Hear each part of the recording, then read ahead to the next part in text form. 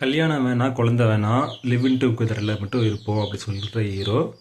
ஆம்பளைங்க தப்பானவங்க, நான் ஆம்பளை இல்லாமல் குழந்தை பெற்றுக்கிறேன் அப்படின்னு சொல்கிற ஹீரோயின்.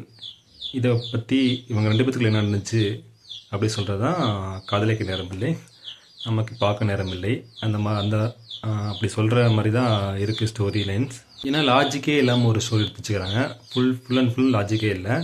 ஆக்சுவலாக என்னென்னா ஸ்க்ரீன் பிளே லாஜிக் இல்லை, எதுவுமே லாஜிக் இல்லை, அந்த மாதிரி தான் இருக்குது. லவ்வர் பிரிஞ்சு போனதுனால நிறைய பேர் கூட அஃபேரில் இருக்கிற ஹீரோ. அஃபேரில் இருந்ததுனால, அதாவது லவ்வர் அஃபேரில் இருந்ததுனால பிரிஞ்சு வந்த ஹீரோயின். இது ஒரு டிஃப்ரெண்ட்டாக இருக்குது.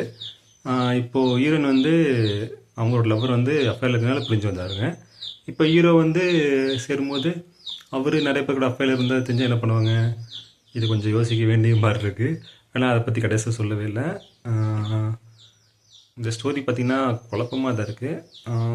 ஃபுல் அண்ட் ஃபுல் லாஜிக்கே இல்லை. நீங்கள் சும்மா நார்மலாக ஒரு என்டர்டெயின்மெண்ட் படம் பார்க்கணும், சும்மா பொழுதுபோக்கில் வெட்டியாக ஆஃபீஸராக இருக்கீங்க அப்படின்னு சொல்லினா இந்த மூவி ஒரு டைம் பார்க்கலாம். உங்களுக்கு பிடிச்சிருந்தா கமெண்ட் பண்ணுங்கள். Okay, thank you.